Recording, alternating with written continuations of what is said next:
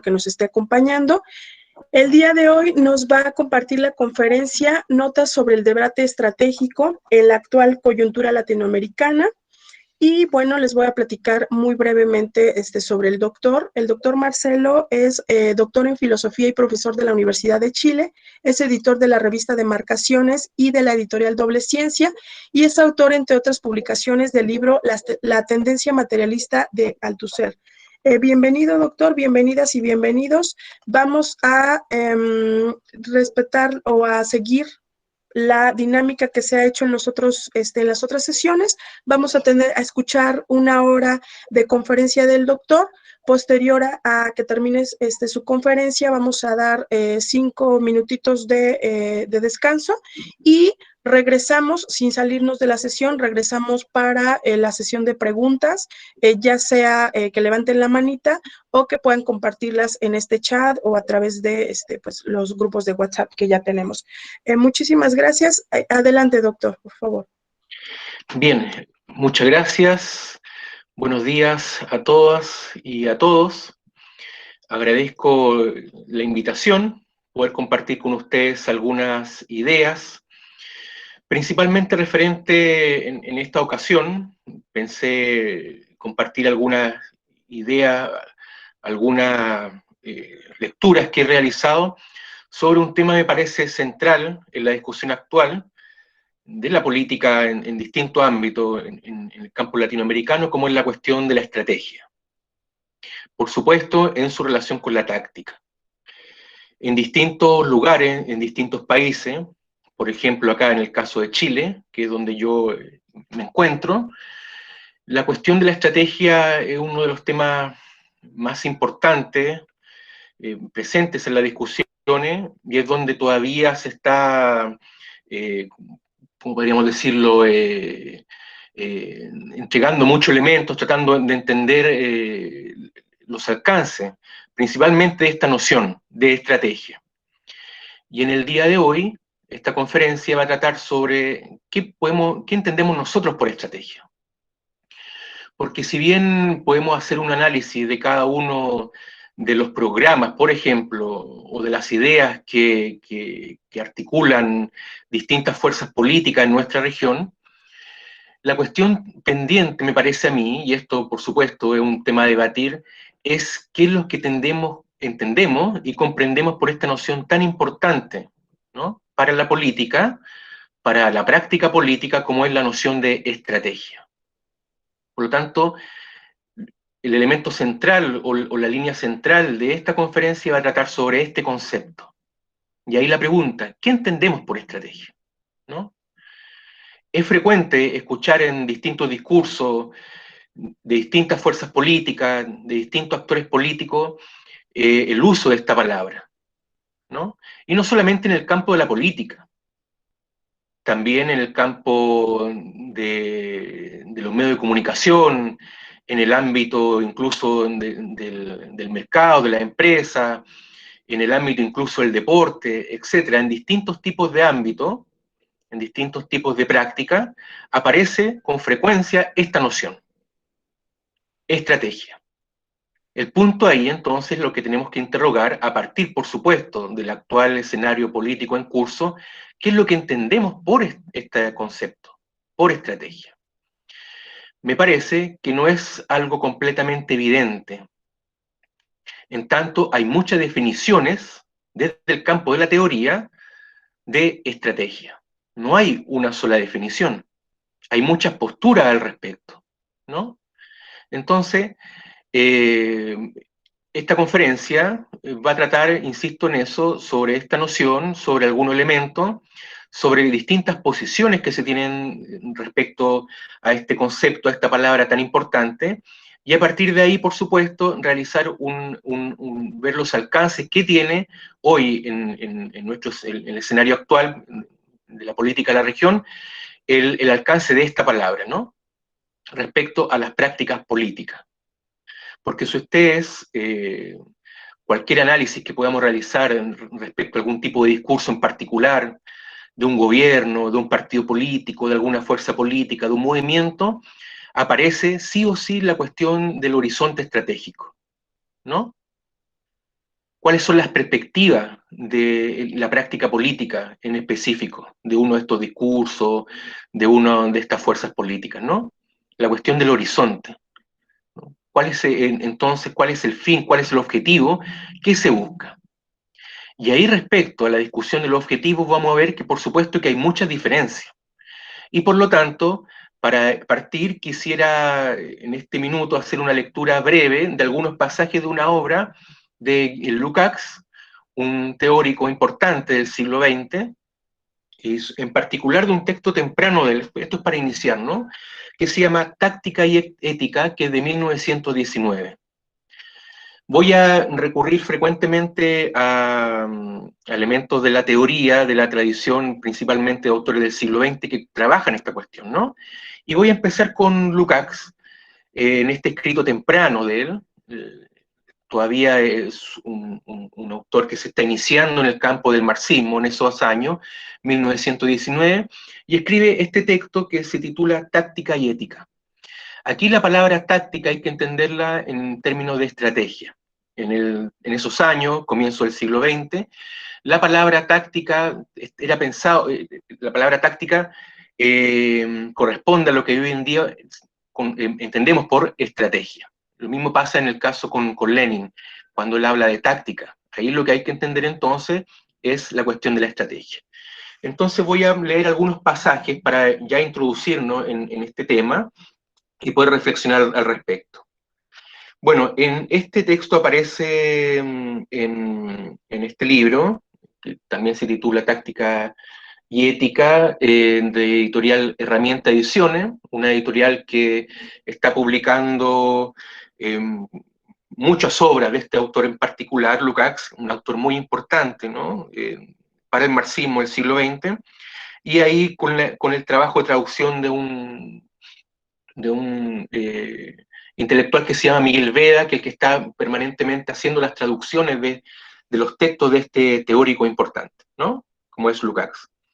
Entonces inicio con la lectura de algunos pasajes, para ya entonces introducirnos a la cuestión de la estrategia. Él dice lo siguiente: en la acción política, la posición y el significado de la táctica, si esto ahí entonces, que hay que entender ahí por estrategia, ¿no? Son en todos los partidos y clases muy disímiles, de acuerdo con la estructura y el papel histórico-filosófico de esos partidos y clases. Si definimos la táctica como un medio para la realización de los objetivos escogidos por los grupos actuantes, como un lazo de unión entre el fin último y la realidad, se producen diferencias fundamentales, y aquí está el punto, ¿no?, que demarca cuáles son las distintas posiciones de estos partidos y clases. Estas diferencias fundamentales se establecen según que el fin, el objetivo, se encuentre categorizado como un momento que se halla dentro de la realidad social dada o más allá de ella. Ahí entonces hay una distinción importante, ¿no? Que este fin último se establezca dentro de la realidad social dada o más allá de ella. Esta inmanencia, dice acá Lukács, o sea, que el fin se ha establecido dentro de un orden dado, o trascendencia, por lo tanto, el fin que esté más allá, ¿no?, del orden dado, contiene, ante todo, en su interior la siguiente diferencia.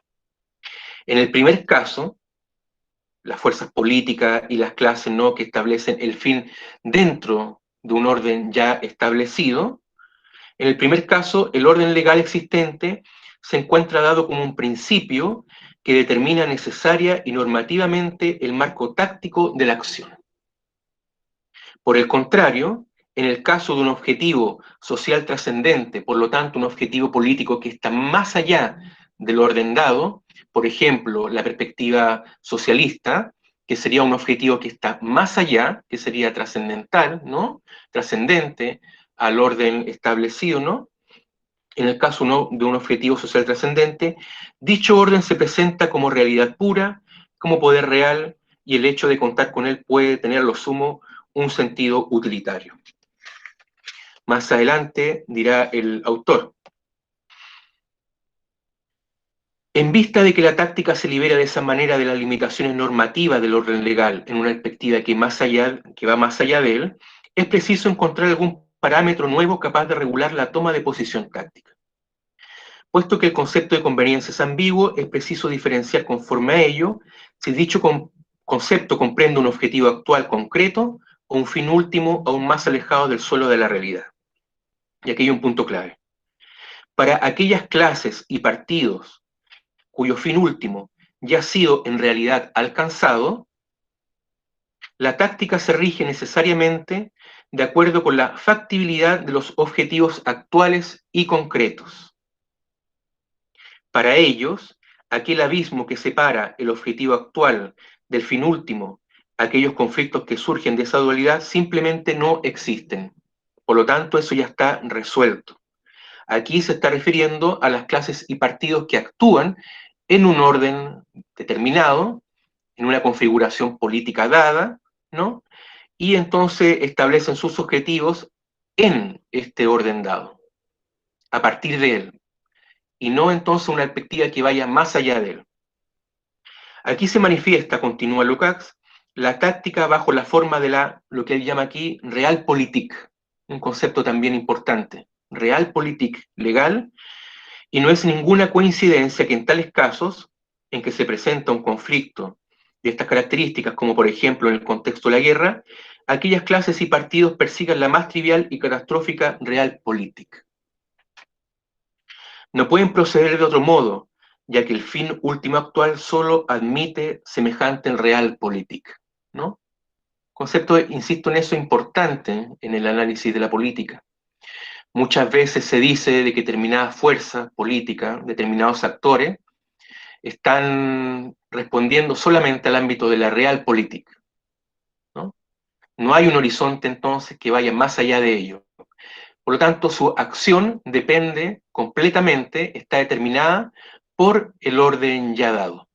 En este caso, por ejemplo, una fuerza política que responda, que esté determinada por el contexto neoliberal actual en Latinoamérica, ¿no? Y podemos ver entonces que hay fuerzas políticas que por supuesto están ligadas al ámbito del neoliberalismo, de que no establecen en sus objetivos, en sus fines, algo así como una superación de este. Hay distintos países, por ejemplo, es el caso de Chile, donde las fuerzas políticas dominantes, podemos pensarlas en estos términos. Las fuerzas políticas dominantes en la actual coyuntura chilena, lo estoy dando como un ejemplo, ¿no? En este caso, un gobierno de derecha, neoliberal, no establece dentro de sus objetivos una superación del orden establecido, en ningún caso, ¿no? Sino que solamente su accionar responde a los problemas, ¿no? A las situaciones que presenta el orden ya social dado. En este caso, el neoliberalismo. Entonces, ahí, importante como aquí Lukács está estableciendo una línea de marcación entre estas fuerzas políticas y clases que actúan en este orden vigente, y otras fuerzas, otros actores, otras clases que actúan en este orden vigente, y esa cuestión también es muy importante, pero cuyo objetivo va más allá de él, ¿no? Esta contraposición, continúa Lukács, es muy apropiada para ilustrar la táctica de las clases y los partidos revolucionarios ahora. Para ellos, la táctica no está arreglada de acuerdo con ventajas momentáneas, practicables en el presente. Deben incluso rechazar algunas ventajas de esta índole, ya que éstas podrían poner en peligro lo verdaderamente importante, según Lukács, que es el fin último. Esto lo voy a repetir porque es muy importante, ¿no? Es interesante también para hacer los análisis respecto al tema de las ventajas. Repito, la táctica para las fuerzas políticas, para los partidos y las clases revolucionarias, no está arreglada de acuerdo con ventajas momentáneas, ya que estas, fíjense, ventajas momentáneas, podríamos decir así, éxito momentáneo, o sea, o transitorio, ¿no?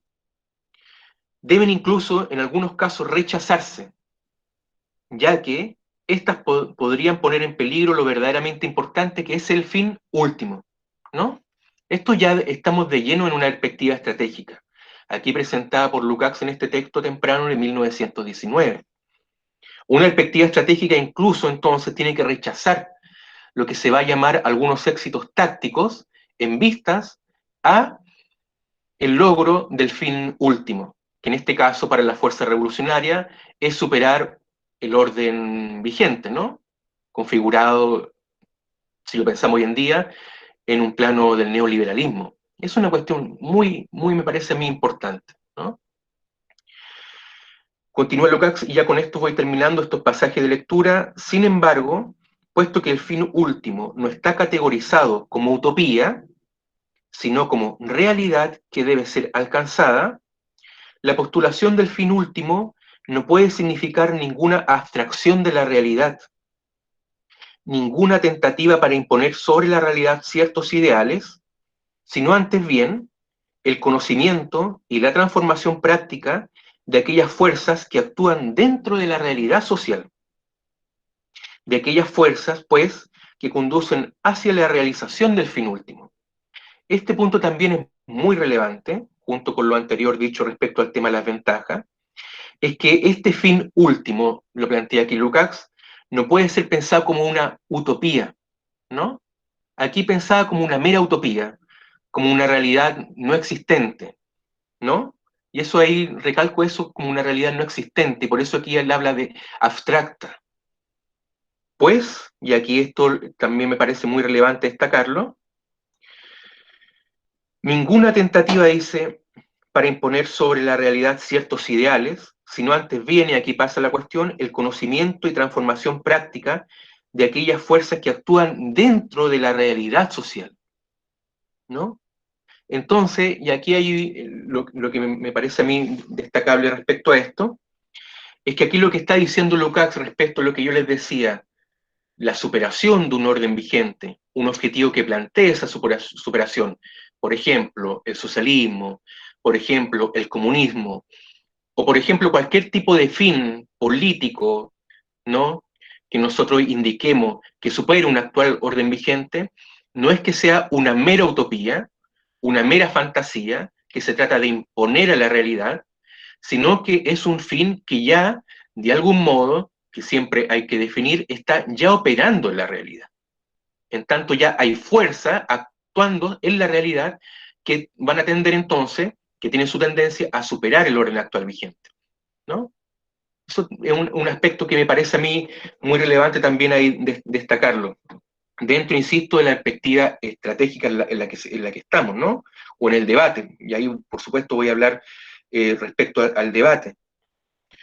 Sin ese conocimiento, la táctica de cualquier clase o partido revolucionario oscila sin orientación entre una real política desprovista de idea y una ideología sin contenido real, ¿no? Entonces, sin ese conocimiento de aquellas fuerzas que actúan dentro de la realidad social, podríamos decir también de las tendencias que actúan dentro de la realidad social, sin el conocimiento de ellas, la táctica de cualquier clase o partido revolucionario oscila sin orientación entre una real política desprovista de ideas, ¿no? Y una ideología sin un contenido real. Una ideología entonces que postula, por ejemplo, una utopía o una mera utopía, sin un contenido real, en tanto no identifica cuáles son las fuerzas, las tendencias, las relaciones actuantes en un orden vigente que ya, de algún modo, insisto en eso, siempre en modo específico que hay que analizar, tienden a la superación del orden vigente, ¿no? Ahí termino entonces con Lukács y ahora voy a, en relación con esto último, que me parece muy importante destacarlo, plantear, por ejemplo, lo que postulaba otro autor importante del siglo XX, como es Louis Althusser, respecto al comunismo, ¿no? Fíjense lo que plantea en un texto que fue publicado hace poco, estuvo mucho tiempo inédito, que se llama Las vacas negras. Aquí hay un capítulo que se llama La estrategia del comunismo.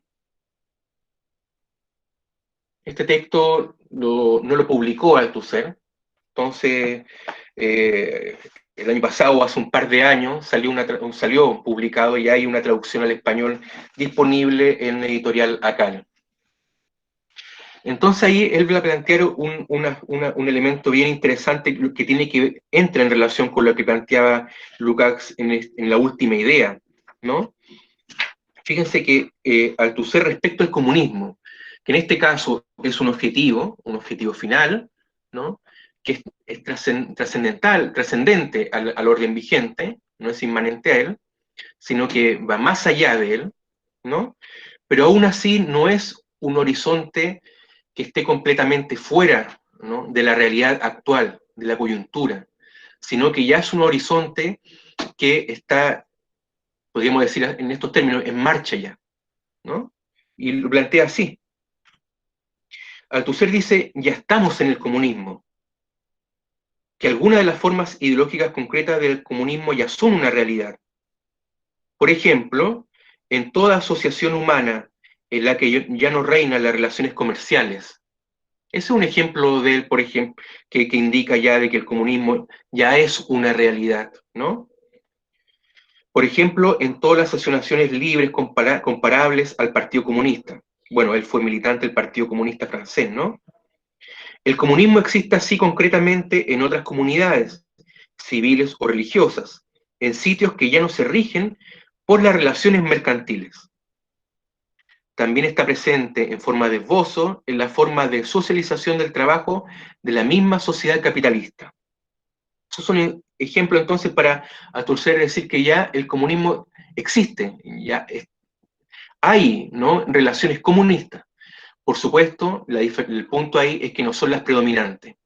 Pero si se fijan, y ahí se conecta con lo que planteaba Lukács, entonces un objetivo, un horizonte que ya está en marcha, ya es una tendencia que existe, ya es la realidad misma, ¿no? Por lo tanto, lo que habría que pensar ahí desde una perspectiva estratégica es cómo aquellas fuerzas que menciona Lukács, o cómo aquellas tendencias o aquellas relaciones que define Althusser, por ejemplo, como comunista, empiezan a adquirir entonces un predominio en otros tipos de relaciones y se establecen a posteriori, y es el objetivo que se buscaría desde esta perspectiva, ¿no? Llegar a ser dominante frente a los otros tipos de relaciones.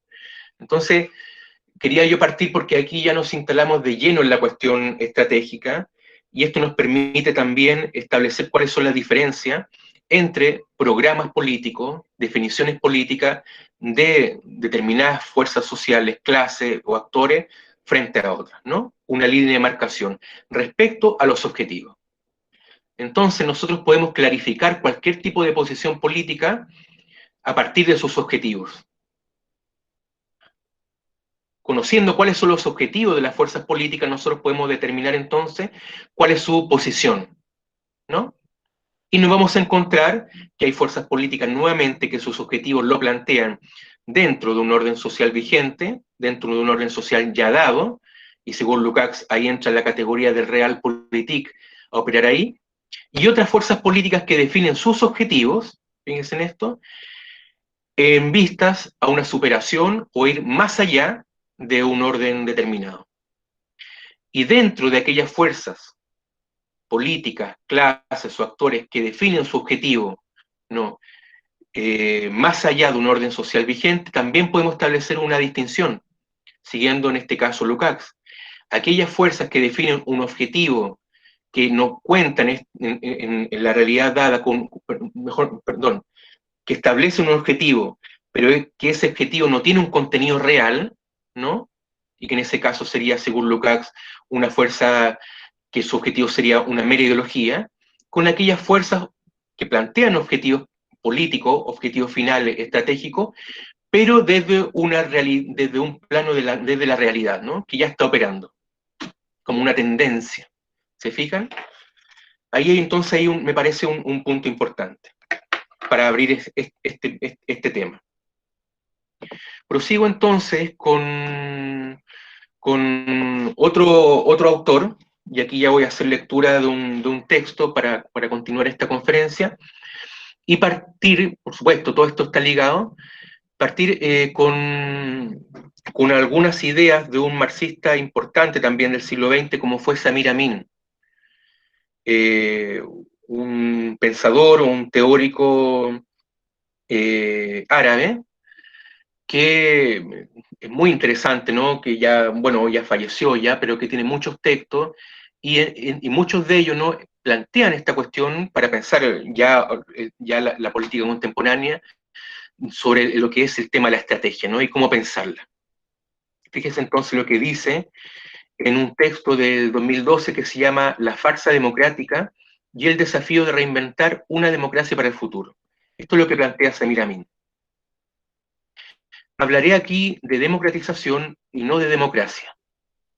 Esta última, reducida como lo está a las fórmulas impuestas por los poderes dominantes, es una farsa. La farsa electoral produce un parlamento falso e impotente.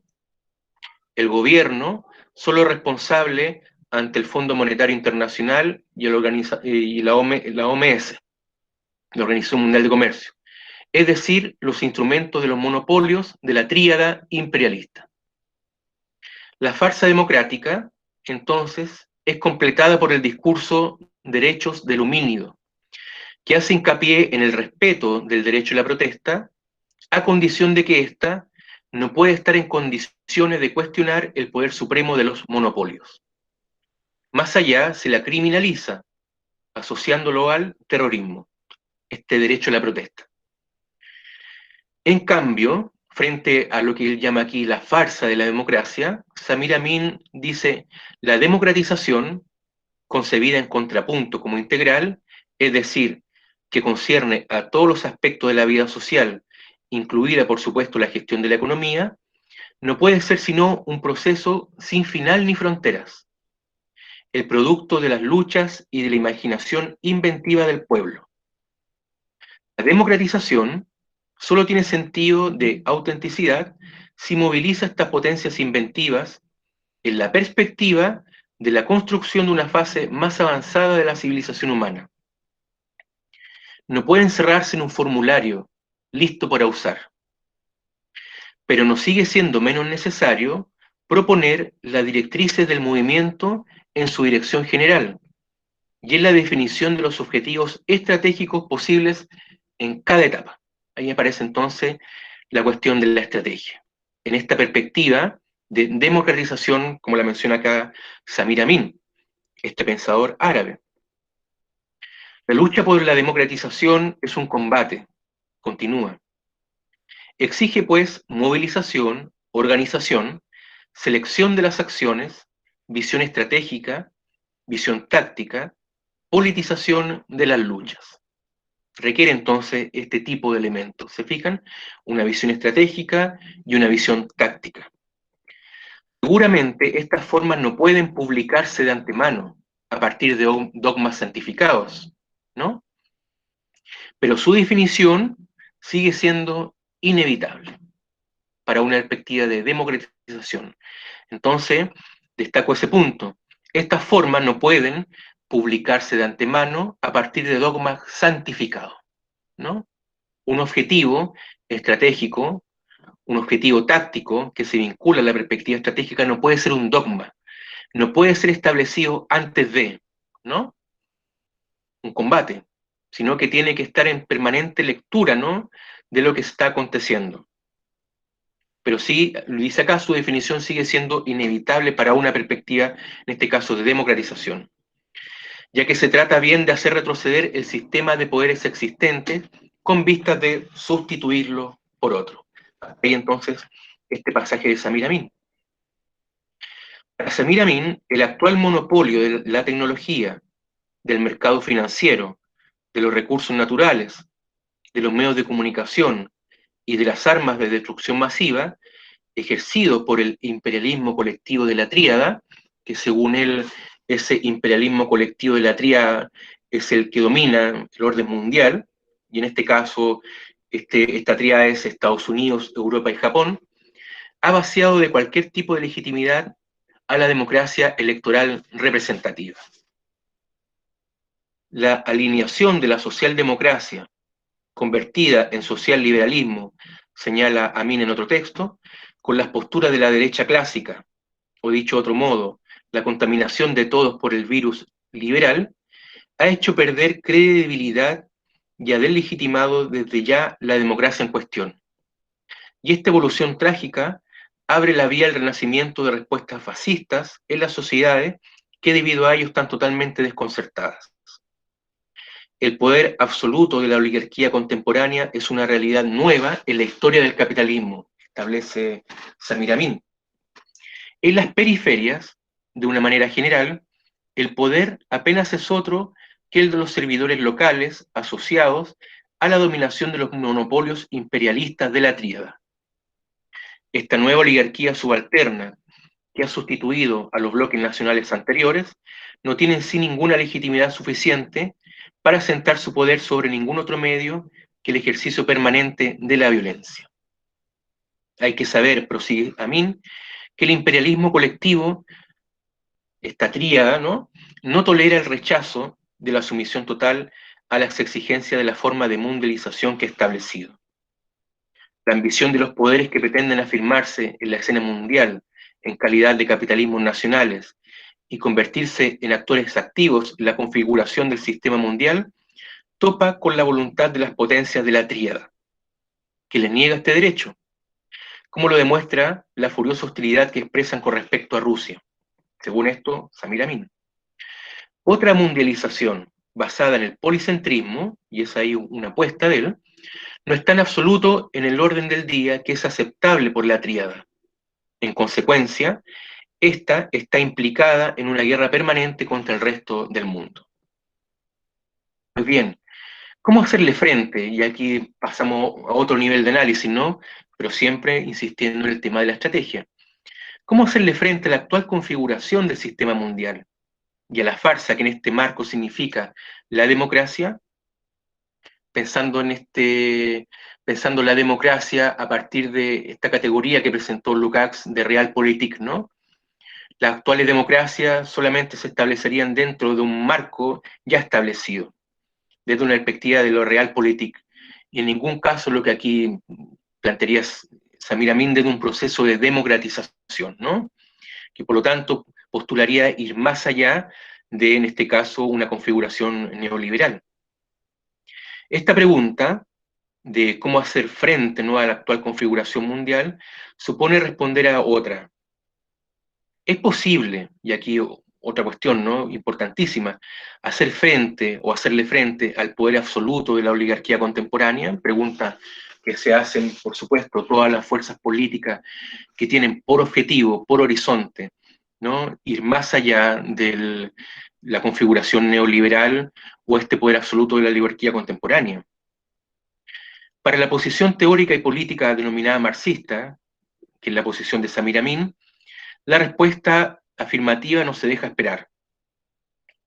Y aquí se suma otro elemento, ¿no?, a la reflexión. ¿Es posible confrontar a la oligarquía, a la lógica del capital? En tanto, nunca se ha dejado de confrontarla. Hay otra idea, ¿no?, que también es para discutir. Nunca se ha dejado de confrontar el poder de la oligarquía o la lógica del capital.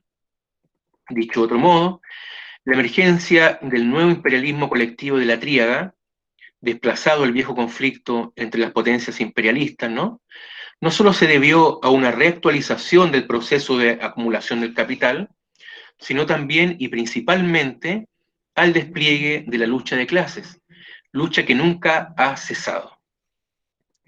Cada decisión de la oligarquía, cada efecto producido por ella, por ejemplo, la centralización de plusvalor a escala mundial, que es una realidad contemporánea, centralización de plusvalor a escala mundial, la privatización, la polarización entre centro y periferia, subordinación de Oriente a Occidente, la soberanía nacional, la segmentación de los trabajadores, etc., responden en última instancia a la lucha de clases, entablada entre ella y sus fracciones, y el proletariado, el campesinado y otras clases y capas. Por lo tanto, la lucha contra la oligarquía siempre ya ha comenzado. Esta situación concreta, histórica, define una tesis marxista importante, como es la primacía de las relaciones sociales de producción por sobre las fuerzas productivas. Tesis que a su vez traduce otra, que es la primacía de la lucha de clases por sobre las clases. Y ahí la idea, ligada a esta, de que las clases no preexisten a su enfrentamiento. Y ahí está entonces la idea de fondo de este planteamiento, de que la lucha, en este caso, contra la oligarquía siempre ya ha comenzado, se puede argumentar, ¿no?, en base a de que las clases y sus fuerzas, ¿no?, políticas no preexisten a su enfrentamiento. En términos estrictos, las clases existen por su ya puesta en lucha. Esa es la idea entonces ahí que también me gustaría destacar en esta conferencia, ¿no? La lucha contra la oligarquía, y ahí por supuesto la cuestión de la estrategia fundamental, siempre ya ha comenzado. Lo que no quiere decir que esta lucha sea una sola, sino que son múltiples, por supuesto, varían dependiendo de las coyunturas, pero siempre han estado presentes de algún modo u otro. Y ahí aparece entonces, para analizar esas variaciones, el punto de la estrategia es fundamental, ¿no?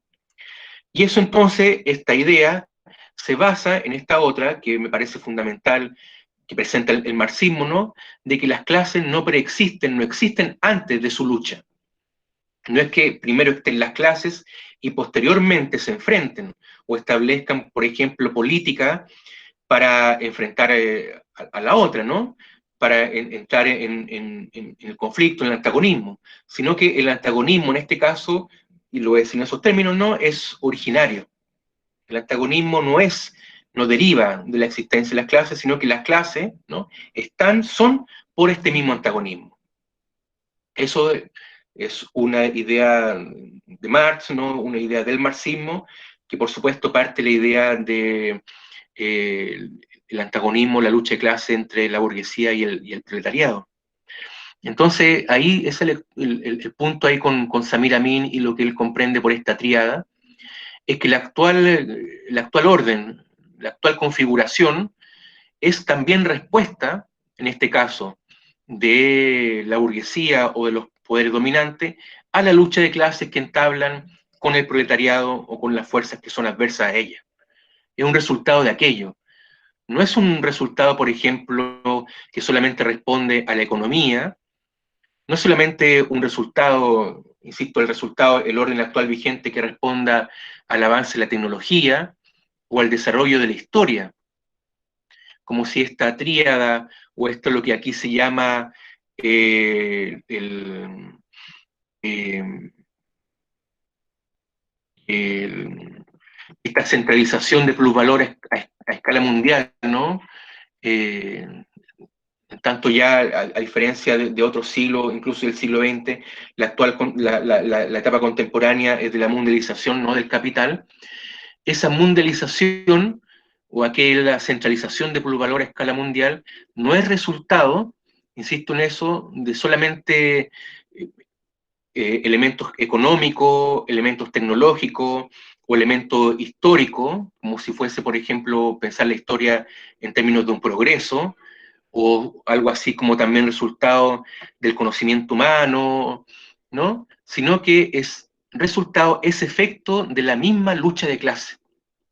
Es una idea muy, muy potente, ¿no? Y por lo tanto, por lo tanto, ¿no?, incluye también una perspectiva estratégica, no solamente desde aquellos que luchan contra este poder, sino que de este mismo poder, que estableció entonces también una estrategia. Profundizo un poquito más en esta idea.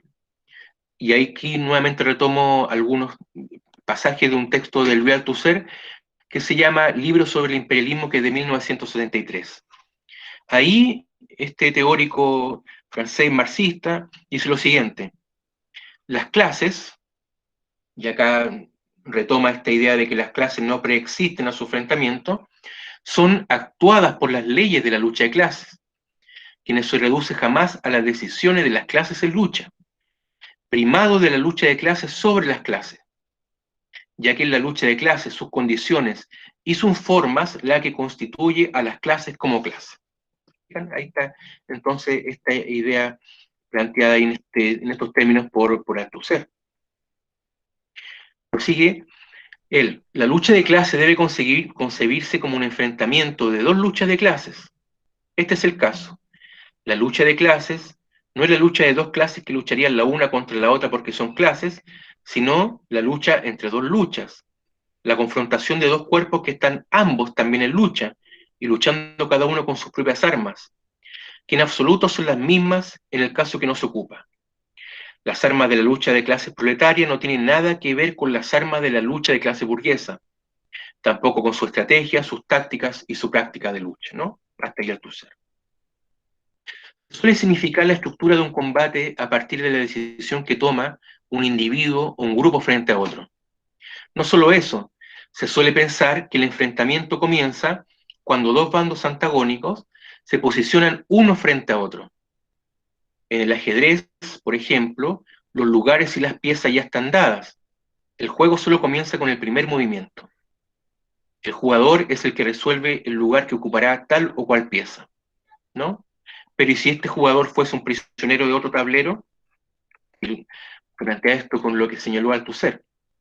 En el caso de las clases, ¿qué significa que sean actuadas por las leyes de la lucha de clase? Significa que el enfrentamiento es irreductible a las decisiones de las clases de la lucha, ya que no comienza cuando se decide efectuarlo, pues siempre ya acontece. Entonces siempre ya se está en un plano de enfrentamiento, siempre ya se está en un plano de lucha, ¿no? Esta determinación material se precisa en la frase inicial del Manifiesto Comunista de Marx. Toda la historia de la sociedad humana hasta hoy día es una historia de lucha de clases. Dicho en términos generales, la tesis de la primacía de la lucha de clases sobre las clases establece, en primer lugar, que las decisiones o las acciones efectuadas por cada clase está determinada por las decisiones o las acciones de sus adversarios y aliados. Y en segundo lugar, que el presente de la lucha se inscribe o se ajusta a la historia de la lucha de clases. Ninguna variación de la coyuntura hace desaparecer las tendencias históricas de la lucha de clases. Si bien en cada coyuntura, por ejemplo en la actual en la que estamos, las posiciones de clases se redefinen, no dejan de proseguir los objetivos trazados por la fase correspondiente de la historia de la lucha de clases. Por ejemplo, en una situación de crisis que marca un giro de la coyuntura, el conflicto de clases no parte desde cero. Por ejemplo, aquí pienso, no sé, en una situación de crisis como la que vivimos en Chile en octubre del 2019, con lo que se llama el estallido social o la revuelta social, que marcó un giro de la coyuntura, marca un antes y un después, marcan redefiniciones, marcan distintos posicionamientos, pero ello no quiere decir que el conflicto de clases haya partido desde cero, ¿no?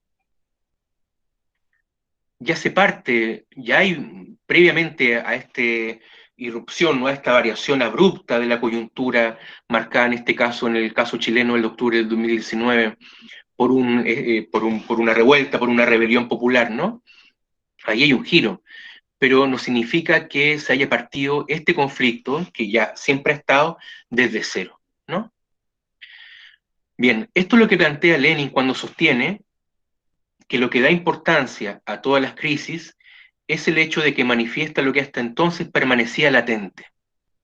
Y ponen al desnudo estas crisis, estos momentos, ¿no? Ponen al desnudo los verdaderos resortes de la lucha de clases tal como se desarrollan realmente. Entonces ponen en evidencia, según Lenin, ¿no? Ponen en evidencia los verdaderos resortes de la lucha de clases, como se ha venido dando. Y eso entonces es lo que aconteció, por ejemplo, en la actual coyuntura chilena. Se puso en evidencia, se transparentó cuáles son los mecanismos de esta lucha, cuáles son las distintas posiciones, ¿no? Se hizo ahí en este caso evidente, a plena luz del día, cuáles son entonces las formas que ha tomado esta lucha de clase y cuáles son las ideas, ¿no? Más allá de que durante años eso estuvo oculto, ¿no? Estuvo o tapado. Es importante destacar en este punto, volviendo ahí para Samir Amin, el presente de la lucha se inscribe en una historia que no comenzó hace unas pocas décadas, sino hace siglos, que es la historia, ¿no?, del imperialismo. En síntesis, según la posición marxista, es posible confrontar a la oligarquía partiendo de la base que nunca se ha dejado de hacerlo. El proceso de acumulación del capital no es independiente de la lucha de clase. Esta no comienza después de este proceso, pues lo constituye, ¿no? Si bien siempre se hace frente a la dominación del imperialismo, y aquí retomamos la cuestión de la estrategia, el punto de cómo hacerle frente abre el juego a la multitud de posibilidades. Para mí, para Samir Amin, el proceso sin final y sin frontera, que es el combate por la democratización, no puede encerrarse en un formulario listo para usar, como una receta. No existen recetas, definiciones a priori de los pasos a dar. En este punto, la imaginación del pueblo es decisiva. Que no existan fórmulas prefabricadas para la consecución del combate por la democratización no implica la ausencia de una hoja de ruta. Siguiendo Amin, esta hoja de ruta debe comprender las directrices del movimiento en su dirección general y las definiciones de los objetivos estratégicos posibles en cada etapa. La lucha por la democratización exige una visión estratégica y una visión táctica, pues de lo que se trata es hacer retroceder al sistema de poderes existentes con vistas de sustituirlo por otro. Cabe subrayar aquí que un rasgo característico de las posiciones teóricas y políticas denominadas marxistas, y no solamente marxistas, ¿no?, es su perspectiva estratégica. En este sentido, no hay marxismo sin esta perspectiva. Y ahí cabe la pregunta, ¿no? ¿Hay alguna idea política, hay alguna concepción, ¿no?, que sea sin una perspectiva estratégica? Hay marxismos en plural, dada incluso esta perspectiva, por supuesto. Lo que se llama el campo del marxismo, ¿no? Es múltiple, es variado, hay mucha diferencia. Y estas diferencias vienen dadas también por esta perspectiva. No hay una sola perspectiva en el campo del marxismo y en el de las fuerzas políticas, por supuesto. La diferencia existente entre las distintas corrientes o tendencias que constituyen el campo marxista, como son la corriente leninista, estalinista, maoísta, trotskista, guevarista, etc., se deben principalmente a las distintas formulaciones efectuadas sobre la estrategia a seguir. Pues bien, y aquí ya para pasar a la última etapa y entrar de lleno a esta cuestión, ¿no? ¿Qué es la estrategia? ¿Qué significa esta palabra? La palabra estrategia hoy en día ha trocado en una suerte de fetiche, como les decía al comienzo de la conferencia, ¿no? Pues no cesa de escucharse diariamente en los más variados ámbitos, como son el marketing, el deporte, la pedagogía, los juegos, la política, los programas de televisión, etc. Este fenómeno, que sea una palabra recurrente y que la escuchemos permanentemente, ¿no?, lejos de aclarar su sentido o significado, la torna difusa. En el escrito La política como arte estratégico, Daniel Ben-Said anota: si la política ya prima sobre la historia, no por ello está exenta del lazo que une a ambas dada su origen común. Un movimiento que padece un grave déficit de conocimientos históricos, afirmaba, aquí anota Ben-Said a propósito de Guy Debord, ¿no?, ya no puede dirigirse estratégicamente, tampoco políticamente. La postración posmoderna del sentimiento histórico, esto de no considerar la historia, ¿no?, la retracción del tiempo largo en torno a un presente fugaz, sin ayer y sin mañana, se traducen, en términos de Ben-Said, lógicamente en una crisis de la razón estratégica. Esa es la lectura que hace Ben-Said de la actual coyuntura en relación con la cuestión de la estrategia, ¿no? Está lo que llama postración posmoderna, de renegar la historia o de desconocerla y de retraer, ¿no?, el tiempo en su término histórico al presente fugaz sin ayer y sin mañana, se traducen a esto lo que establece como una crisis de la razón estratégica. Esa es la lectura de Ben-Said para el campo contemporáneo. Ahí también otra pregunta, pensando en el debate estratégico que se da en Latinoamérica, ¿no? ¿Hay una crisis de esta razón o no? Y con ella, continúa Ben-Said, de la política misma, que no es una ciencia de la administración ni una técnica institucional, sino un arte de los momentos propicios y de los espacios de decisión, o sea, un arte estratégico. Repito esta última idea de Daniel Ben-Said, que está presente en este escrito breve que se puede encontrar en la web, La política como arte estratégico. Estando entonces en crisis la razón estratégica, también está en crisis la política, que no es una ciencia de la administración. No hay que confundir, según Ben-Said, la política con una ciencia de la administración, ni tampoco una técnica institucional, sino un arte de los momentos propicios y de los espacios de decisión. Entonces, un arte estratégico.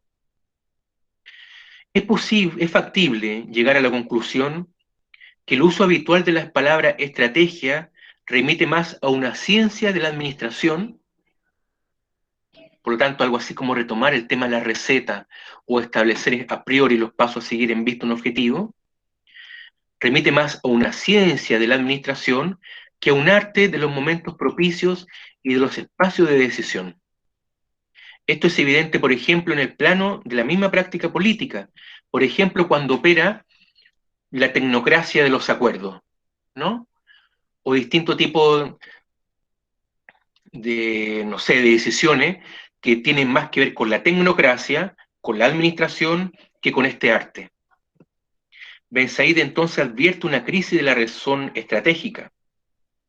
Este declive de la perspectiva estratégica, ¿no? No ha dejado de ser validada en lo que va del debate filosófico, político, estético, histórico contemporáneo. No deja de ser relevante, sintomático, que distintas escenas filosóficas y no filosóficas traduzca la distinción clásica entre estrategia y táctica en términos de un corte, privilegiando la última noción, o sea, la táctica, por sobre la primera.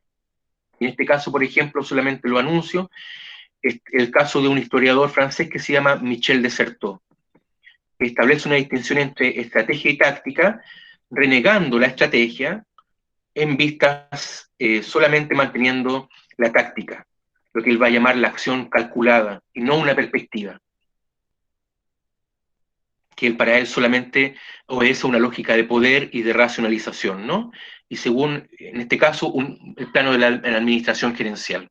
Este es Michel Desserteaux, pero no solamente él, incluso podemos ver en algunos textos de el filósofo francés Jacques Derrida o de Ronald Barthes, que no hablan de estrategia, reniegan de este concepto, en tanto lo encuentran un concepto, insisto, de la administración, de la teología, concepto metafísico, y postulan entonces la cuestión de la táctica como aquella posibilidad que permite abrir un campo político de resistencia, por ejemplo, ¿no? Y aquí, entonces, esto es lo que establece, y ya voy concluyendo. Quisiera terminar refiriéndome, y aquí es otro nivel, pero esto ya para profundizar lo que tiene que ver con un teórico importante de la estrategia que es Clausewitz, ¿no? Clausewitz, ¿no? Pero yo les decía de Michel Desserteaux respecto a la táctica.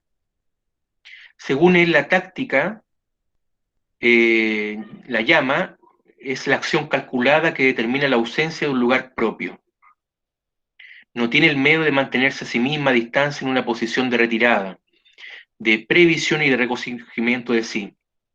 Esta táctica, según este historiador, es movimiento en el interior del campo de visión del enemigo, como decía un teórico, un estratega militar alemán de comienzo del siglo XXIX, von Bülow, y está dentro del espacio controlado por este.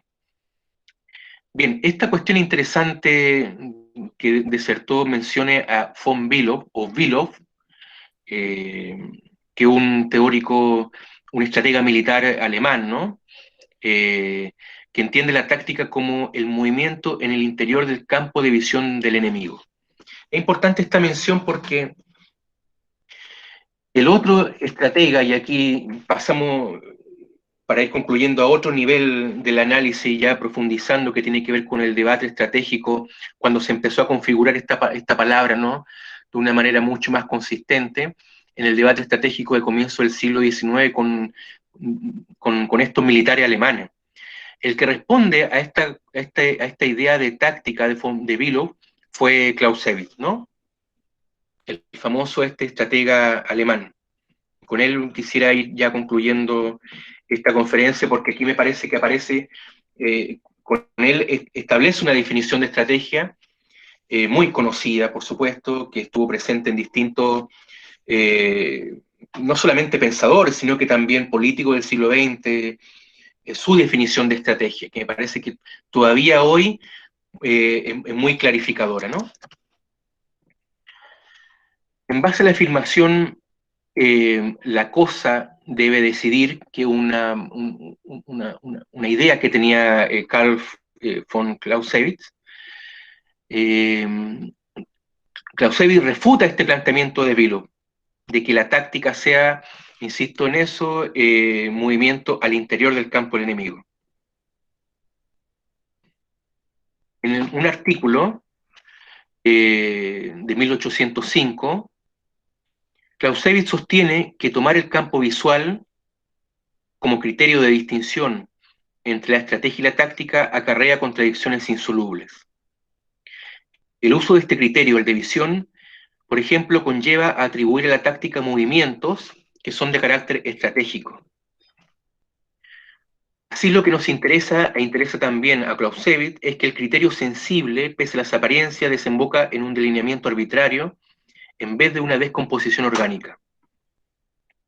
¿Cómo determinar dónde y cuándo comienzan los movimientos que se dan por fuera y los que se dan por dentro de un campo visual?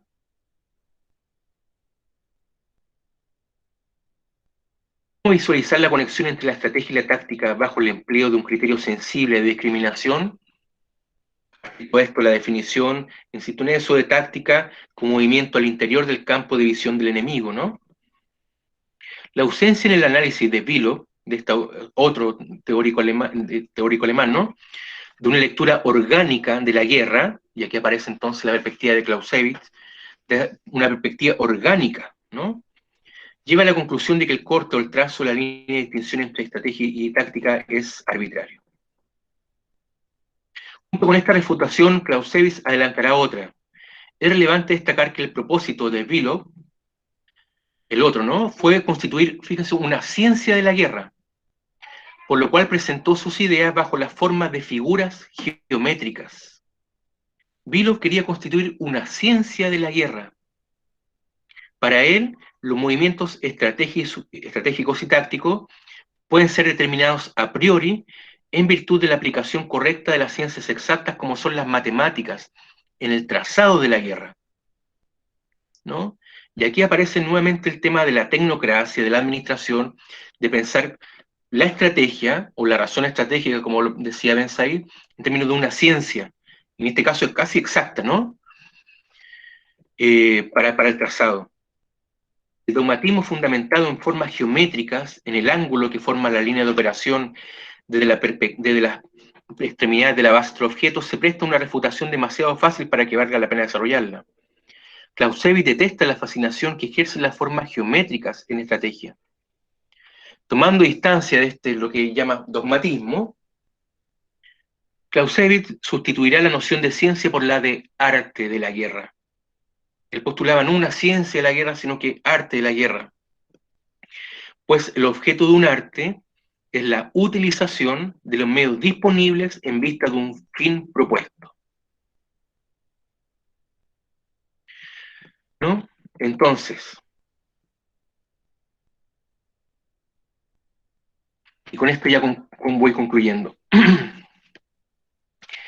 En el caso de la guerra, solo se puede sacar partido de una coyuntura, de una ocasión, si se aplica rigurosamente la idea de que la guerra, y en este caso cualquier tipo de coyuntura, porque aquí, claro, estamos hablando de estrategia militar, pero a partir de eso teníamos que pensar la estrategia en política, solo se puede sacar partido de una ocasión si se aplica rigurosamente la idea de que la guerra no es una catástrofe, sino un proceso, con contradicciones específicas que hay que analizar.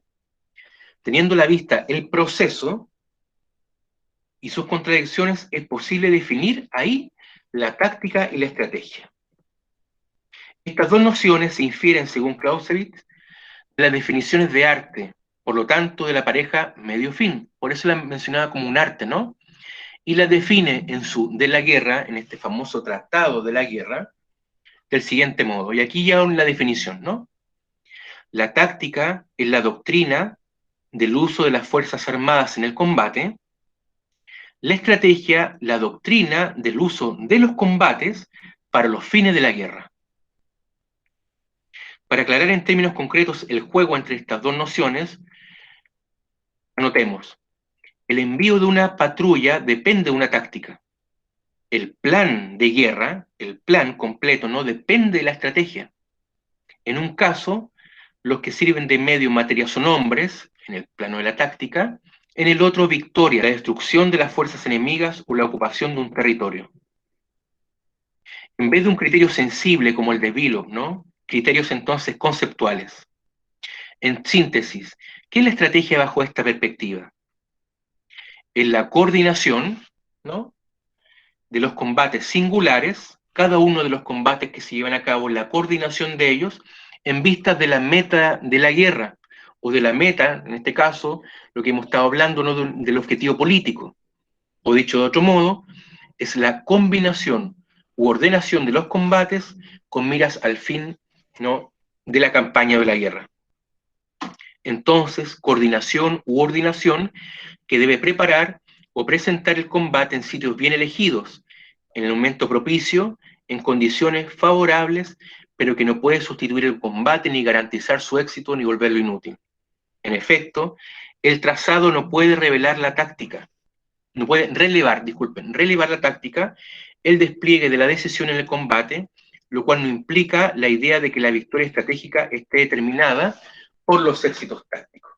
Entonces ahí esa cuestión también lo subrayo porque es lo que al comienzo de esta conferencia expresaba Lukács. La victoria estratégica no está determinada solamente por los éxitos tácticos. Entonces aquí ya para ir retomando y haciendo como una síntesis de la cuestión, ¿no? Aquí lo que habría que pensar en el actual debate estratégico, y yo lo planteo así, debate estratégico, porque ya hay algunos autores, el mismo caso de Ben Said, ¿no? Que lo plantea en términos de una crisis de relaciones estratégicas, preguntarnos cuál es el objetivo, ¿no? ¿Cuál es la estrategia de determinada fuerza política u otra, ¿no? ¿Cuál es su objetivo? Y al mismo tiempo, ¿qué significa esto de pensar un objetivo? Y en este caso, ¿qué es la estrategia? ¿No? Y me parece que para pensar esto, de qué es la estrategia, la definición, una de las definiciones no importantes es esta de Clausewitz. En tanto, la estrategia sería esta combinación u ordenación de los combates con miras a un fin. Establecido un fin, por ejemplo, el socialismo, por ejemplo, el comunismo o cualquier otro tipo de fin, ¿cuáles van a ser entonces las coordinaciones de los distintos combates, de los distintos pasos que se dan para, ¿no es cierto?, lograr este fin? Ahí me parece que está el debate hoy en día en distintos tipos de fuerzas, ¿no? Cómo superar el estado del orden vigente y no solamente reducirse a la realpolitik, a lo ya vigente, a los pasos que ya están dados, definidos por el orden actual, sino que cómo definir los pasos a seguir, pero cada uno de estos pasos que tengan en vista el objetivo final que tiene que tender a superar el actual orden vigente, cómo llevar a cabo esto. Y ahí está la discusión, me parece a mí, en distintos planos. Nosotros lo podemos leer tanto en una perspectiva de gobiernos, cuáles son los pasos que vamos a llevar a cabo, ¿no? Y esos pasos, y ahí la pregunta, es aquellos pasos que se llevan a cabo, ¿cuál remiten a un fin? ¿Cuál es este fin? ¿No? Un fin que está inscrito en un orden determinado, ya existente, o un fin que está más allá de él, ¿no? Entonces, todas estas cuestiones me parece están, hoy en día son importantes esclarecerlas, son importantes reflexionar y, por supuesto, discutirlas, ¿no? En tanto, la cuestión de los pasos que se llevan a cabo es algo que está a la orden del día en las discusiones del plano político. Dejo hasta ahí esta conferencia y, por supuesto, en las preguntas se pueden ir esclareciendo algunos aspectos que hayan no quedado completamente desarrollados o abrir otros que sería necesario entonces también colocar en discusión. Por supuesto, en la conversación pueden ir apareciendo también otros temas. Así que muchas gracias. Muchas gracias, doctor Marcelo. Vamos a dar 5 minutos y no nos desconectamos y regresamos mientras envían las preguntas, ya sea que les pongan en el chat o nos las envían por WhatsApp y nosotros les damos lectura para que nos comente el doctor. ¿Sale? Bueno, ahorita nos vemos. 5 minutos, por favor.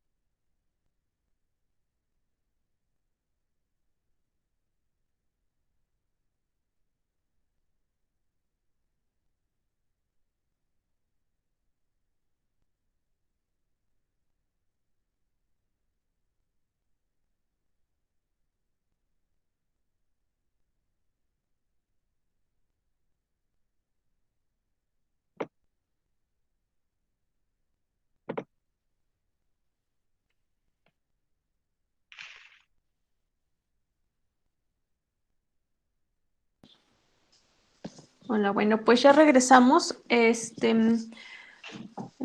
Regresamos. Tenemos algunas preguntas, doctor, respecto a lo que nos ha expuesto. Y bueno, le vamos a dar lectura y ya usted nos dirá, por favor. Bueno, la primera dice, buenos días, doctor, excelente conferencia. Tengo una pregunta. ¿Cómo concibe la estrategia de los movimientos sociales en América Latina que luchan contra la opresión y desigualdad en el sistema neoliberal imperante?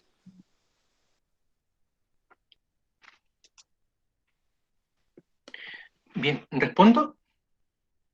Sí, por favor, y le vamos dando lectura. Ya.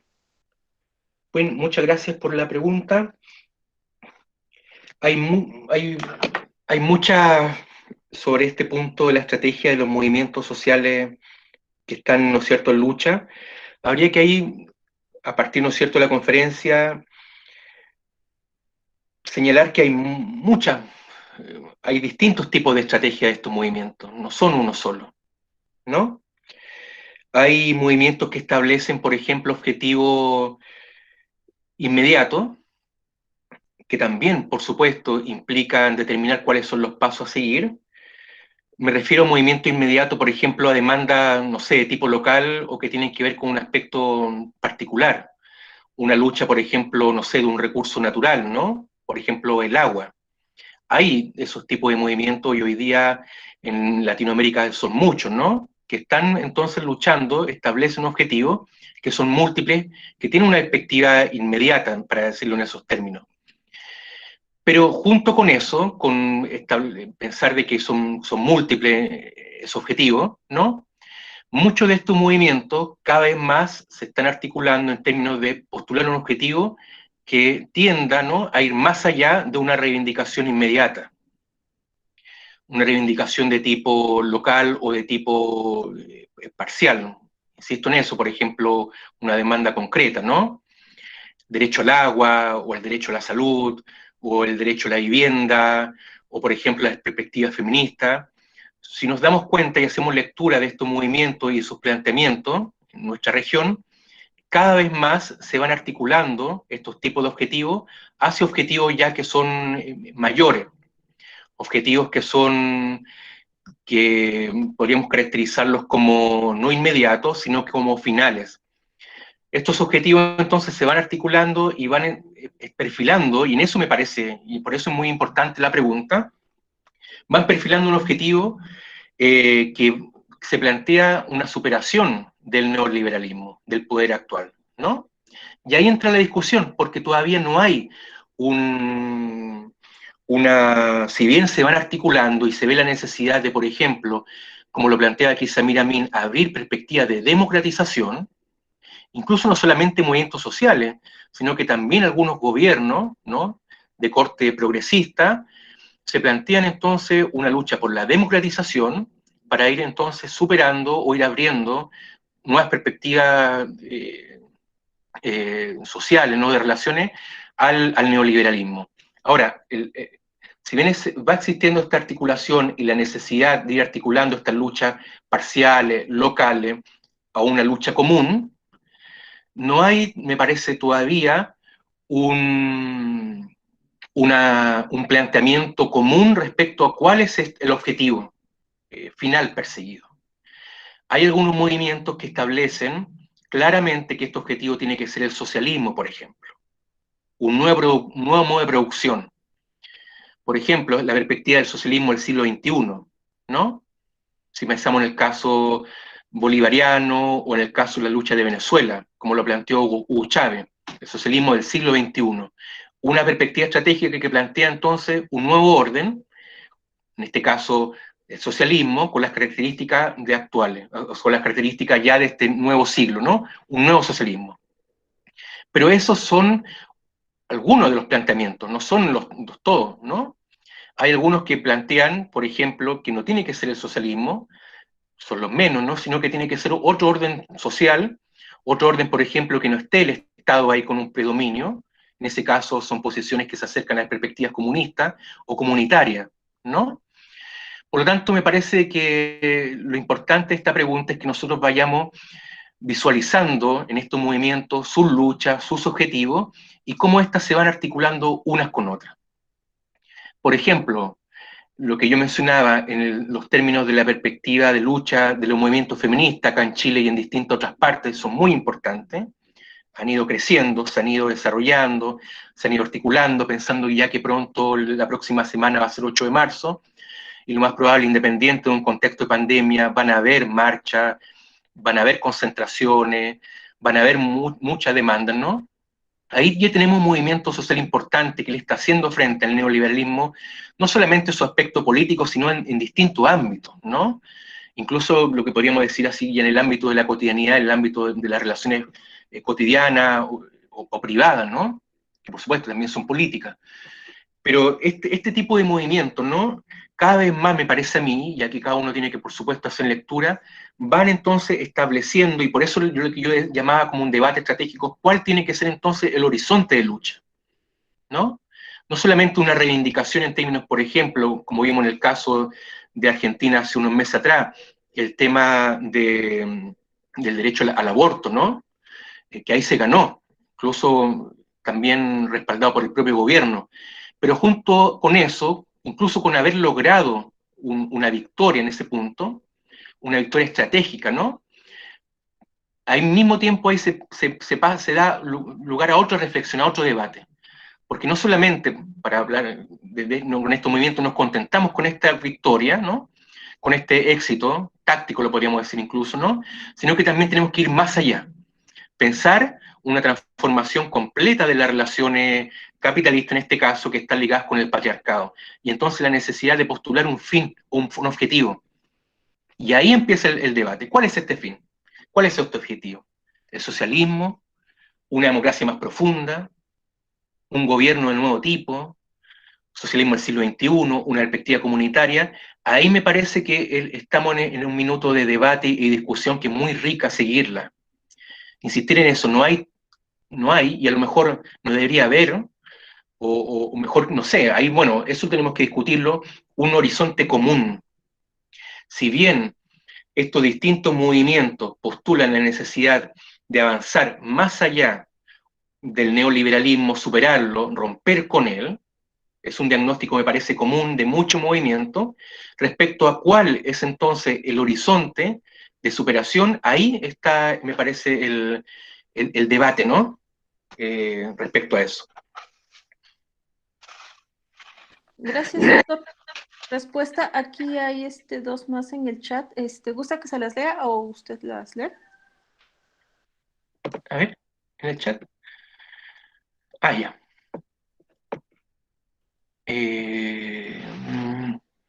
Natalia Hernández pregunta, en un primer momento, felicitarle bien, muchas gracias. Solamente comentar que me parece sumamente interesante el despliegue que desarrolla Samir Amin en tanto una desconexión hacia el capitalismo mundial, la cual surge de una toma de conciencia, existencia de clase. Es decir, se vuelca en una total praxis que recae en un actuar de lucha y en una utopía puramente conceptual de lucha de clase. Reitero mi felicitación. Bien, muchas gracias. Exacto, no es entonces ahí lo que plantea, me parece, Samir Amin, y muy bien lo destaca acá, una utopía puramente conceptual de la lucha de clase. Volviendo a esto, como planteaba al comienzo Lukács, ¿no? Una mera utopía, un mero horizonte que no tenga un correlato con la realidad. Porque destaquemos eso que decía Daniel Ben Said, cómo comprender la política, ¿no? Como un arte, ¿no? No como una ciencia de la administración. O al mismo tiempo comprender esto como un arte que tiene que entonces considerar la realidad o las fuerzas que ya están actuando, ¿no? Porque aquí lo que se trata es pensar un objetivo que esté más allá de un orden social, pero un objetivo que ya esté de algún modo operando en la realidad. Y ahí la perspectiva de lucha de clase me parece que es sumamente clarificadora, ¿no? Porque la lucha de clase de la perspectiva de los dominados o de la perspectiva del proletariado, ya se está de algún modo construyendo, ¿no? Otro tipo de relaciones, otro tipo de realidad, que tiene que en este caso pasar a ser la predominante, y ahí está la lucha, ¿no?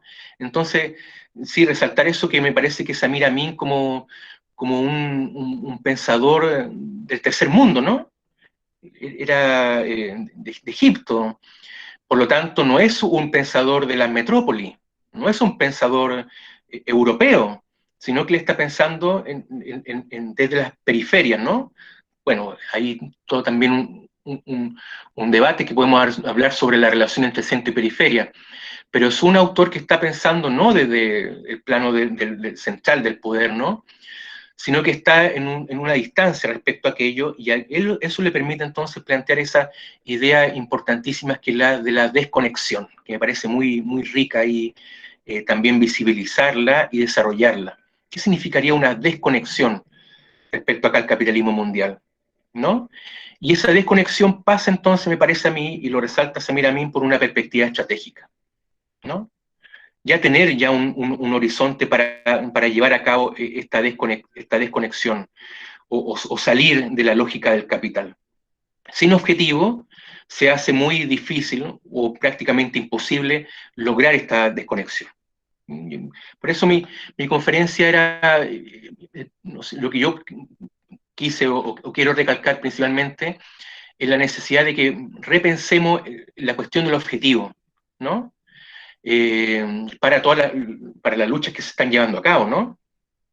Bien, y la otra pregunta tiene que ver con respecto a la democracia, donde mucho se ha hablado sobre la misma la región, claro. ¿En qué momento o fase se encontraría actualmente? ¿Podría hablarse de una reivindicación, un deterioro, desgaste o una etapa de transición a otro modelo? Sí, es también una pregunta muy interesante y muy importante para pensar la cuestión de la democracia, ¿no? Por supuesto, ahí lo que tenemos que tener primero a la vista son las distintas fuerzas políticas o las distintas clases que están, ¿no es cierto?, en lucha utilizando este término democracia, que es tan problemático, ¿no? Porque como ustedes estarán de acuerdo, no hay una sola definición de democracia. Para las fuerzas dominantes o para las fuerzas neoliberales, democracia tiene que ver con, por supuesto, con el orden vigente, con la perspectiva neoliberal, y solamente la entienden en un sentido de la elección o parlamentaria, ¿no? Reduciéndolo solamente a ese ámbito. Entonces, por ejemplo, para ellos, para esta fuerza, estamos en un nivel de democracia desarrollado, según ellos, ¿no? Que por supuesto, ellos lo llaman que hay que perfeccionar, pero se está en un estado en que la democracia se ha profundizado y no estamos en tiempo de dictadura, etcétera, etcétera, ¿no? Para la otra parte, para otro tipo de fuerza, que no se consideran neoliberales o actuantes en un orden vigente, ahí me parece que la discusión respecto a la democracia es que sí se está en un periodo de deterioro, de desgaste, comprendiéndolo en esos términos. No sé cómo será ahí la discusión respecto a la representación en México, por ejemplo, cómo se está debatiendo hoy en día, ¿no? Pero, por ejemplo, aquí en Chile y en otros países acá de Latinoamérica, se habla de una crisis de la representación o de un desgaste del sistema de representación, ¿no? Sistema de representación que se piensa desde la figura del Parlamento principalmente, de elegir cada determinado periodo de tiempo a quienes van a ser los representantes, ¿no?, del pueblo. Esa cuestión se dice que está en crisis o en deterioro. Yo también estoy de acuerdo con que eso ya, como está pensado hoy en día, está en un desgaste, ¿no? Y tiene que ser entonces de alguna manera superado por y aquí pasa una perspectiva de un proceso, y aquí tomo nuevamente a Samir Amin, de un proceso de democratización, sin dejar de lado lo que tiene que ver en las luchas, por ejemplo, electorales o parlamentarias. Hay que abrir, sí, otro tipo de lucha, otro tipo de elementos de una concepción de democracia mucho más profunda, que es la participación real, ¿no?, de la ciudadanía en la toma de decisiones. Que la toma de decisiones, que la elaboración de leyes, por ejemplo, no solamente esté circunscrita en un aparato del Estado, sino que se abra a la comunidad. Y en ese sentido, me parece que hay un avance. Hay distintas experiencias que están abriendo otro tipo, ¿no?, de toma de decisiones, que van en una línea de profundizar la perspectiva democrática. Insisto en eso, a que las decisiones no solamente estén en determinado órgano o aparato del Estado, sino que estén abiertos a las comunidades, Aquí solamente un ejemplo para ver ese punto. Frente a un desgaste del sistema representativo del Parlamento a partir de octubre de 2019 acá en Chile, ¿no? En tanto no se respondía a las demandas del pueblo, esa circunstancia del 2019 empezó a abrir una serie de experiencias que son, por ejemplo, consejos comunales o consejos barriales, donde distintas personas pertenecientes a una comuna, a un barrio, a una población, a una comunidad, se reúnen y entre ellos entonces empiezan a discutir sobre sus problemáticas locales y al mismo tiempo empiezan desde ahí a configurar una perspectiva de sociedad distinta, ¿no? Entonces, sobre el tema de la democracia, tiene varias aristas y es complejo desde la perspectiva donde miremos eso. Entonces, pensando el tema de cómo, del mismo aparato político, sí hay un desgaste, en tanto no hay una expresión real del sentir popular, para decirlo en esos términos, pero por otro lado hay una perspectiva democrática que se está abriendo con una mayor participación de distintos sectores en las tomas de decisiones. ¿Cómo va decantando eso? Bueno, eso cada día tenemos que ir ahí como visibilizando ese proceso, y ahí los gobiernos me parece que son clave en esa perspectiva, ¿no? Y por eso el tema de quién gobierne o no, no es un tema menor dentro de este punto. No sé si habré respondido ese punto, pero ahí lo dejaría. Ok, muchas gracias, doctor. Muy interesante su respuesta. Y Elisa tiene la mano levantada. Adelante, Eli. Buenos días a todos. Muchas gracias por la ponencia del día de hoy. Fue bastante interesante. Y a mí me gustaría retomar un poco de la primera pregunta que le hicieron sobre los movimientos sociales y el tema que usted tocó respecto al feminismo. Bueno, yo me encuentro realizando una investigación sobre el feminismo comunitario. Sin embargo, me siento un poco contrariada, ya que a lo largo de la investigación que yo he realizado, pues el feminismo comunitario o este feminismo que surge en Latinoamérica, pues tiene una demanda hacia lo que consideran como un feminismo eurocéntrico, hacia el Estado, hacia conceptos como democracia o como ciudadanía, porque son conceptos más del norte, más occidentalizados, y pues se habla de que no se quiere ahora que con el feminismo se dé como una nueva colonización. Es por ello que es forzoso y ha sido imprescindible que el feminismo en Latinoamérica cree su propia epistemología y pues no tanto como reapropiar, sino que cuestione conceptos tales como patriarcado o género. Sin embargo, lo que usted mencionó, pues me llama mucho la atención de si no se quiere vivir en una democracia o si no se quiere vivir bajo este modelo estatal, entonces, ¿cuál sería el objetivo de estos movimientos? Porque si bien plantean la vida dentro de la comunidad, las han llegado a llamar como utópicas por no tener como una estructura estable, y que por otro lado se supone que, bueno, la denuncia que hacen es que no quieren de nuevo una intromisión dentro de sus estructuras sociales y culturales.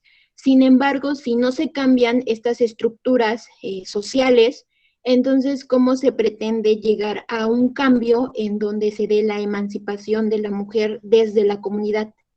No sé si si me da a entender. Sí, no, sí, muy bien, Elisa. Yo creo que tú lo presentaste bien, las problemáticas que tiene que enfrentar hoy en día el movimiento feminista en su complejidad, ¿no?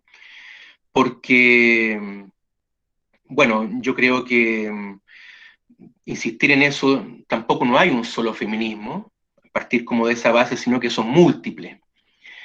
Y conociendo, o sea, solamente de la perspectiva aquí, no sé, desde Chile o lo que yo he podido ir conociendo, porque es un movimiento que estoy aprendiendo de él, un movimiento que estoy siguiendo con mucho interés. Me parece que a primera vista, ¿no? Hay muchos también problemáticas al interior, o sea, insistir en que no hay un solo feminismo y también hay mucho debate al interior de los feminismos, ¿no? El feminismo comunitario es una vertiente, me parece muy rica, en tanto, tal como postulas tú, se plantea desde la coyuntura latinoamericana, desde la coyuntura de las comunidades latinoamericanas, ¿no? Y desde ahí entonces empieza a configurar sus conceptos, su razonamiento, su perspectiva, por lo tanto, no desde un planteamiento externo, que venga algo así como poner o a moldear un determinado tipo de realidad, sino que desde la realidad plantear sus puntos, ¿no? Eso me parece sumamente interesante porque es muy rico y hay mucha inventiva a propósito, ¿no?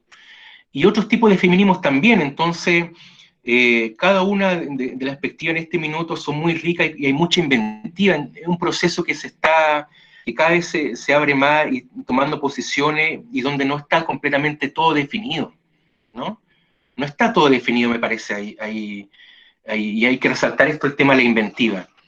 Pero ahora, desde mi posición, lo que tiene que ver, y también yo creo que comparto en ese caso con algún tipo de feminismo, es que sí tiene que estar la perspectiva de la lucha de clase involucrada dentro de los análisis, ¿no?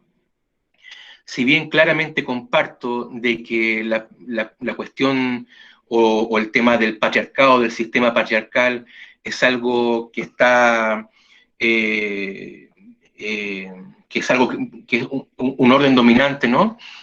Está completamente eso relacionado con el tema del capitalismo, ¿no? Eso es una perspectiva que, por ejemplo, yo comparto, ¿no? No es que esté primero el capitalismo o el tema de la lucha en su antagonismo y tenga como resultado, por ejemplo, que tenga como efecto, por ejemplo, el tema del patriarcado, ¿no? O el orden patriarcal, sino que desde sus orígenes el capitalismo se configura como patriarcado. Es una tesis que comparto y me parece sumamente también potente. Pero ahí entonces, por lo mismo, cualquier tipo de transformación de este sistema patriarcal o el ordenamiento que se tiene, ¿no? Pasa por una entonces transformación también de la perspectiva de clase. Entonces, un horizonte estratégico tiene que también tener a la vista de cómo superar entonces el actual orden de clase tal como está actual configurado, ¿no? Y por lo tanto ahí el tema del Estado, el tema de cómo pensarlo, el tema de la relación económica, me parece que también son algo que tiene que estar presente dentro de esa perspectiva, ¿no? Necesariamente sí o sí, y esta es mi posición, tiene que establecerse en el horizonte estratégico una transformación del Estado, ¿no? El Estado también está lleno de contradicciones, y si bien el Estado, podríamos pensarlo también consustancial al capitalismo, aún así tiene posibilidades, presenta posibilidades en la perspectiva final estratégica, en este caso, que romper con el patriarcado. ¿Qué quiero decir con esto?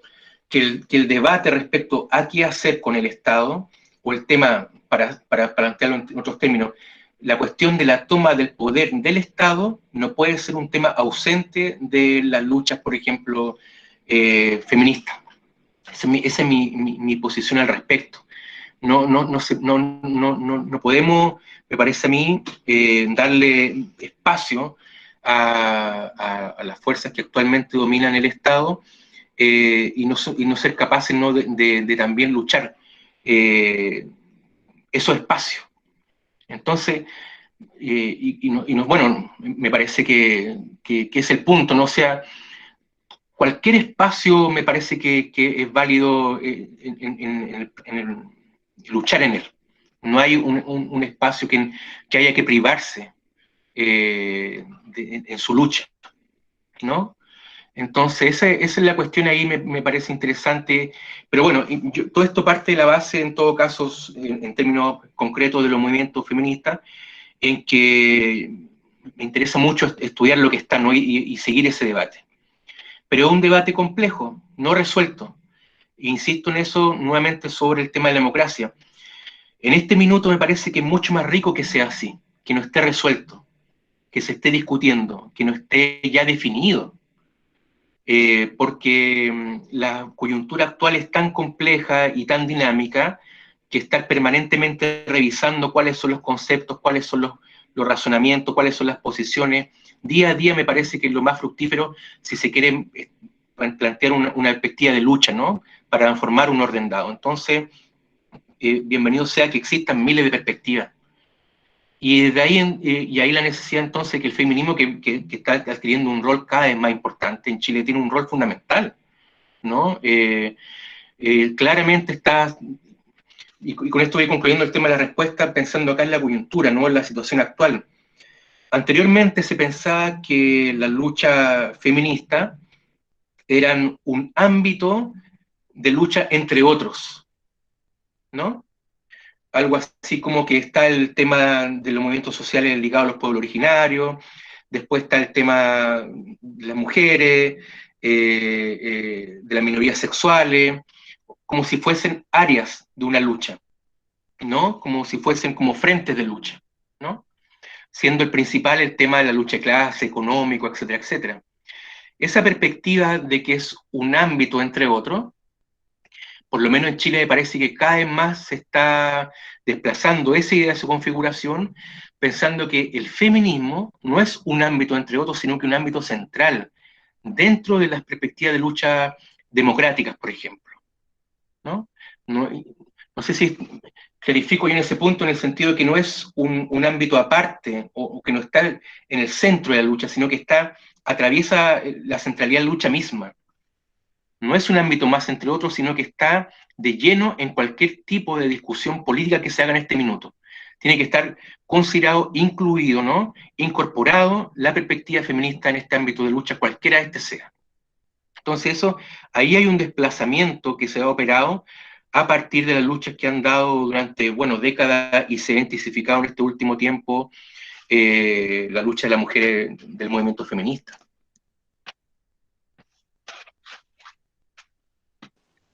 Ok, muchas gracias. Y bueno, hay otra más.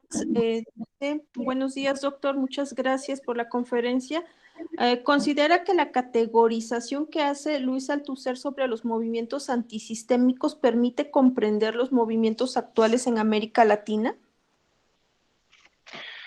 Sí, yo creo que si bien Althusser escribe, sus últimos textos son de a fines de los años 80, y si bien, claro, sus principales textos son de los 60, los 70, y no desarrolló una teoría de los movimientos sociales, me parece a mí completa, ¿no?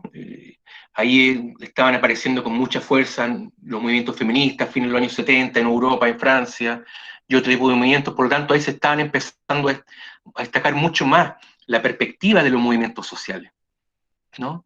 Frente o con a la perspectiva de los partidos políticos, que era lo fuerte de los años 60 o a comienzos de los años 70. Entonces él no alcanzó a tematizar, me parece a mí, la cuestión de los movimientos sociales de una manera completa, ¿no? Aún así, me parece que sí entrega muchas ideas para pensarlo, o a partir de esa idea pensar a estos movimientos sociales, y que permiten de algún modo también clarificar cómo van actuando en la lucha contemporánea.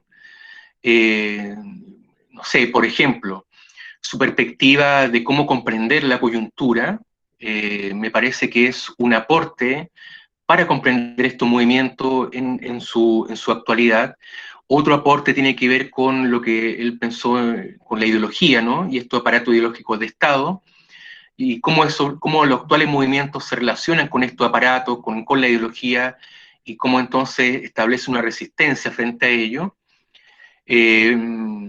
etcétera, ¿no? Entonces, en Althusser, en Luis Althusser, hay ideas valiosas que hay que retomar, que hay que desarrollar, y que nos permiten entonces pensar la potencialidad de los movimientos sociales hoy en día, ¿no? Principalmente con su relación con el Estado, y ahí aparece una cuestión problemática, porque Althusser piensa, a partir de fines de los años 70, una perspectiva revolucionaria, pensando, por ejemplo, el Partido Revolucionario y también los movimientos sociales desde una lógica fuera del Estado, ¿no? él dirá que los movimientos sociales y el Partido Revolucionario se tienen que plantear fuera del Estado, con otro tipo de lógica, ¿no? Porque si se incluye en la lógica del Estado, finalmente lo que va a hacer es reproducir esa propia lógica, va a quedar capturado en ella. Esa cuestión es problemática, más que a mí me parece que dar algo así como una solución al respecto, una perspectiva clara, lo que ahí está estableciendo con esa idea es un problema que nosotros tenemos que enfrentar cada caso respondiendo a nuestra coyuntura, ¿no? Desde mi posición, y por eso digo que es valioso Althusser en esta perspectiva de los movimientos sociales, desde mi posición, y ahí articulo con la respuesta anterior de los movimientos feministas, una lucha al interior del Estado, de la lógica del Estado, necesariamente no conlleva algo así como una subsunción a la lógica del Estado, o quedar capturado en él. Y ahí, por eso es importante nuevamente que aparezca el planteamiento estratégico y táctico al respecto, que es clave en eso. Algo así, para decirlo en otros términos, por ejemplo, si un movimiento social o un partido político o una fuerza política decide que sus pasos a seguir para llevar a cabo su objetivo es establecer una lucha al interior del Estado, llámese por ejemplo vía elecciones, vía parlamentaria, vía leyes, por lo tanto el orden estatal vigente, cuando decide incluirse, dar una batalla al interior de eso, necesariamente aquello, ese paso dado, nos lleva a una cooptación, para decirlo en otros términos, ¿no? O una subsunción de esos pasos en la lógica del Estado. No es necesario, no hay algo así como una necesidad al respecto. Hay, eso sí, hay problemas que van apareciendo, y ese es el gran problema, ¿no? De cómo definir los pasos tácticos y estratégicos para no llegar al punto de solamente reproducir la lógica del Estado, sino que ir más allá de él o estar también por fuera de él. Y ahí me parece que habría que complementar al análisis de Althusser la perspectiva de otro pensador muy importante que me parece que hoy en día también puede dar mucha luz al respecto, que es Nikos Poulantzas, un pensador griego que también estuvo mucho tiempo en Francia, pero que en este pensador tiene, por ejemplo, el término del socialismo democrático, y entre otros personajes actuales o actores actuales está García Linera, ¿no? El que fue vicepresidente en Bolivia, que retoma muchas cosas de Poulantzas. Y García Linera, entonces, en esa misma perspectiva, va a plantear, y en esta la perspectiva del gobierno bolivariano, de que no hay una contradicción dada entre los movimientos sociales y el Estado. No está ya eso definido de antemano, sino que tiene que ir viéndose caso a caso. Lo importante es que los movimientos sociales que se incluyen en la lógica estatal no queden cooptados por esta propia lógica, pero que al mismo tiempo no pueden ellos desligarse de aquello. Entonces tiene que haberse una perspectiva articulada de la lucha, una perspectiva, tanto, y esto después lo va a decir incluso Toni Negri, una perspectiva por arriba y una articulada con una perspectiva desde abajo, ¿no? No solamente una perspectiva desde abajo, sino que, y no solamente, por supuesto, tampoco una perspectiva desde arriba. Me refiero desde arriba, esto lo planteó Negri, solamente desde el gobierno, desde el Estado, desde una perspectiva de las transformaciones, y tampoco una lógica de las bases, o solamente algo así como constituyendo organizaciones populares vamos a llevar a cabo la transformación, sino que una articulación entre los dos planos, ¿no? Entonces Poulantzas, y en este lo traduce también García Linera, los movimientos sociales tienen que luchar al interior del Estado, pero tienen que atravesarlo, y por supuesto tienen que ir más allá de él, con organizaciones propias, con articulaciones propias. Y ahí está el arte de la cuestión, ¿no? Y ese arte, me parece a mí, depende y está determinado por la cuestión de la estrategia y de la táctica.